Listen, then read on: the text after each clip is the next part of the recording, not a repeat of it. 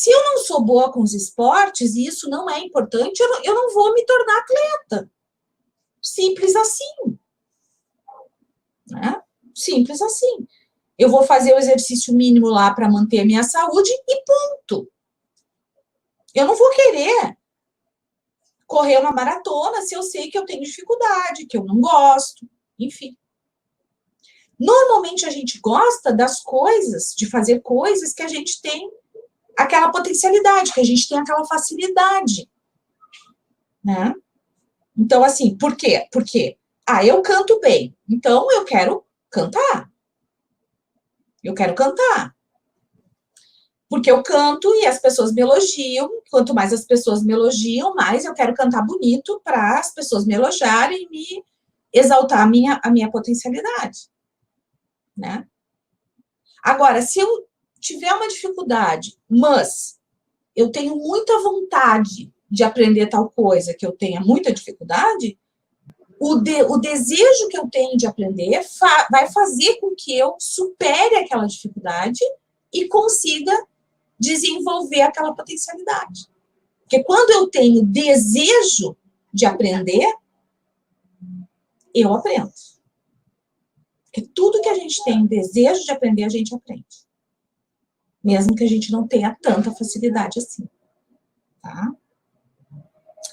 Tem uma frase que diz, que dizem que é do Van Gogh, eu não sei se é mesmo, que diz assim: se você ouvir uma voz dentro de si dizendo, você não sabe pintar, então pinte, e essa voz se calará.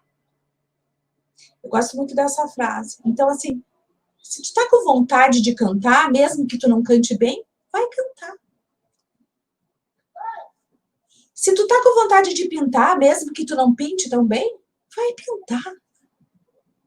Porque a gente não precisa ser perfeito, né? Quantas vezes que a gente gostaria de fazer alguma coisa e não faz? Porque a gente tem medo de não fazer perfeito. A gente não precisa ser perfeito. A gente não precisa fazer as coisas perfeitas. A gente tem que fazer aquilo que nos dá prazer. Né? Então, quando a gente tem uma dificuldade, mas a gente tem vontade de fazer, a gente tem que fazer. Certo? Ficou bem entendido isso? Porque se a gente pensar assim, eu não vou fazer porque eu não sei fazer perfeito, eu não sei fazer perfeito, eu não vou fazer, né? E esse pensamento faz a gente desistir, às vezes, antes de começar, né? Então, quem tem uma autoestima baixa não se desafia para o novo. Porque não confia nas suas potencialidades. Porque não consegue ver potencialidades. Se eu tenho uma autoestima boa, mesmo que eu tenha dificuldade em alguma coisa, eu vou pensar, não, eu sou capaz de aprender, eu tenho dificuldade com isso, mas eu sou capaz de aprender. Se eu quero muito, eu vou conseguir. Estão entendendo?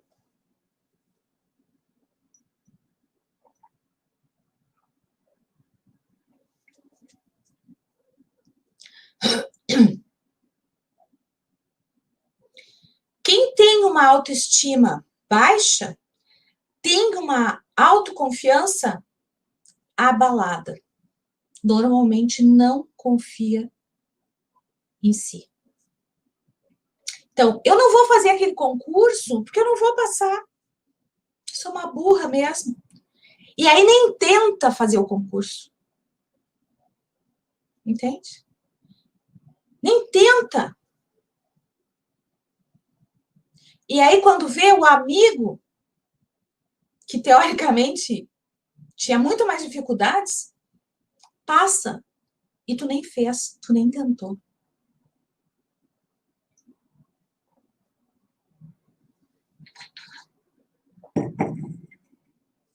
Quem tem uma autoestima baixa vai se manter numa relação tóxica, porque vai achar que vai pensar assim, eu não vou conseguir alguém melhor que essa criatura que está comigo aqui.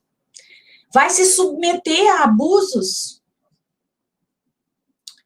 físicos, psicológicos, porque acha que não tem condições, que não merece, que não é merecedor de alguém melhor, que ame, que respeite ele. É a história aquela do dedo podre, né? Vocês conhecem a história do dedo podre? A menina fala assim, eu tenho dedo podre. Eu arrumei um namorado, aquele namorado não valia nada, e aí acabei com ele. Aí arrumei outro. Pior. Outro pior. Eu tenho dedo podre mesmo. Não vou querer mais ninguém porque eu tenho dedo podre. Gente, quem tem dedo podre, 99% de chance de ter uma autoestima baixa. Vai se envolver com pessoas difíceis, que têm mais dificuldades, inclusive, que ela. Para ela se sentir melhor. Né? Então, não. Se tu tá te envolvendo com pessoas cada vez mais complicadas, dá uma analisada na tua autoestima. Provavelmente tu não tá te sentindo merecedor, né? De uma pessoa legal, que te ame, que te respeite, que te cuide, enfim, tudo que a gente quer de um relacionamento legal. Né? Eu escolho alguém pior do que eu, né? Para estar comigo. Então, a autoestima, pessoal, ela normalmente é construída na infância. Ela é construída na infância. Ela começa a ser construída, na verdade, na infância. Então, o papel dos pais na construção da autoestima é super importante. Né? Por quê? Porque são os nossos pais, a nossa mãe, o nosso pai, os nossos irmãos, são os primeiros amores da vida da gente. São as primeiras pessoas que a gente mantém uma relação de afeto. Né? E a gente se vê no olhar do outro. Se a minha mãe me valoriza, se a minha mãe me acha bonita, se a minha mãe me acha inteligente, se a minha mãe me acha querida, é porque eu sou assim. Se o meu pai diz que eu sou burro, que eu sou vagabundo, que eu sou preguiçoso, eu começo a me constituir assim.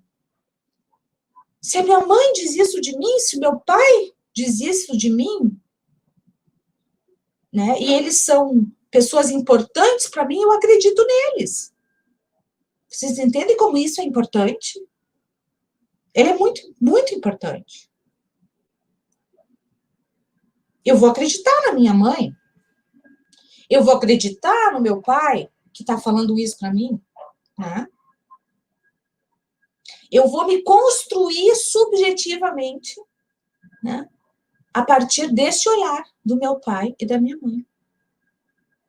Agora, se eu tiver pais que me dizem que eu sou capaz, né, que eu sou capaz, que eu sou inteligente, que eu posso, eu vou construir uma autoestima boa. Eu até posso ter as minhas dificuldades, mas eu vou enfrentar. Porque o meu pai disse que eu sou forte, porque minha mãe disse que eu sou capaz. Entende? Então, quero chamar atenção aqui para vocês que são pais, que são mães, o quanto é importante esse nosso olhar em relação aos nossos filhos. E para vocês que não são pais e mães ainda, pensem, o que os pais de vocês diziam para vocês e o que isso era, que isso tinha de verdadeiro. Porque eles podiam ter razão. Mas eles podiam não ter razão. É. Eles podem ter tido, e com certeza tiveram, a responsabilidade de construir essa autoestima que vocês têm hoje. Não só eles, né, mas todas as relações sociais que vocês tiveram, né? O primeiro ciclo social é a família, pai, mãe, irmãos, e depois isso vai se estendendo, né, para os amigos, para a escola, enfim, tá?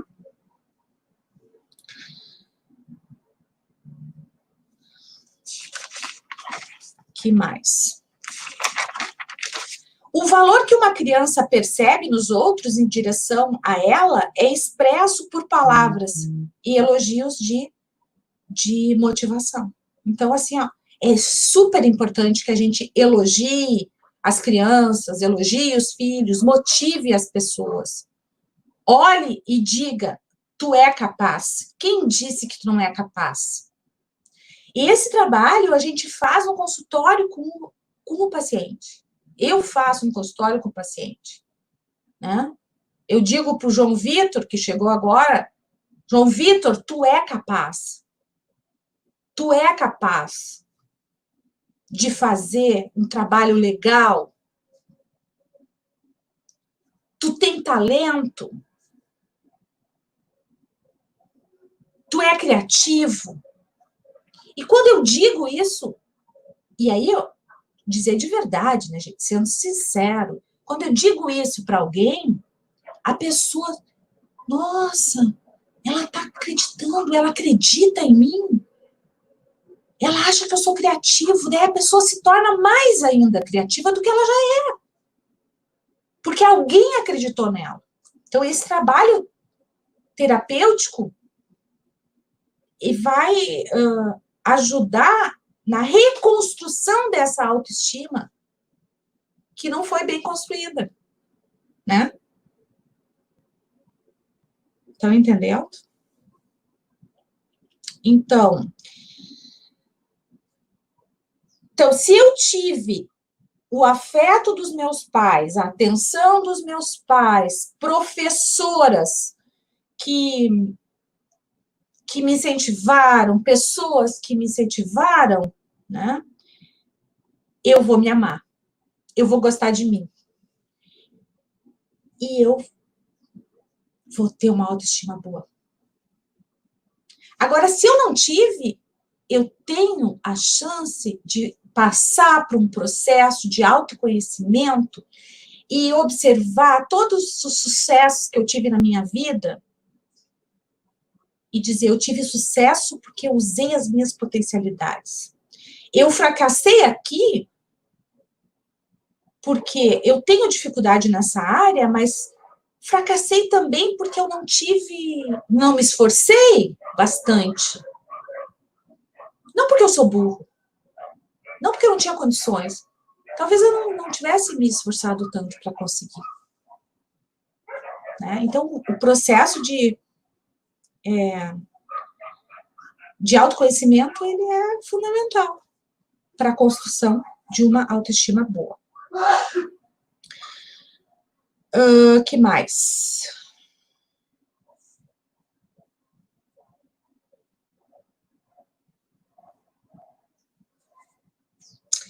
Tem uma outra questão também que tem a ver, que é a autoexigência.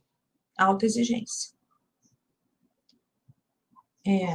Às vezes, a gente é muito exigente com a gente mesmo. Isso é autoexigência. Eu sou muito exigente. Então, eu não faço as coisas porque eu acho que eu não faço perfeito, então eu não faço. Né? E aí, tem um vídeo aqui no canal que é a coragem de ser imperfeito, né? Que fala sobre isso. Então, assim, se eu for muito exigente comigo mesmo, eu vou sempre achar que eu fracassei, porque eu não fiz perfeito. Então, a gente não precisa ser tão exigente com a gente mesmo. Né? Porque senão a gente vai ser só fracasso na vida, né? Então, acho que a gente tem que aprender a comemorar cada pequeno sucesso. Não vou ficar triste porque eu não tenho 50 mil inscritos aqui no YouTube. Eu sou um fracasso porque eu não tenho 50 mil inscritos. Não, eu vou comemorar porque eu tenho 1.000 e poucos inscritos.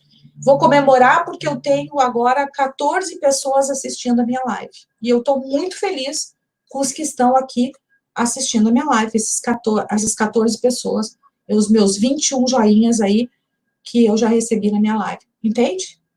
Por quê? Porque eu tenho uma autoestima boa. Porque eu acho que eu fui um sucesso. Eu acho que eu fui um sucesso.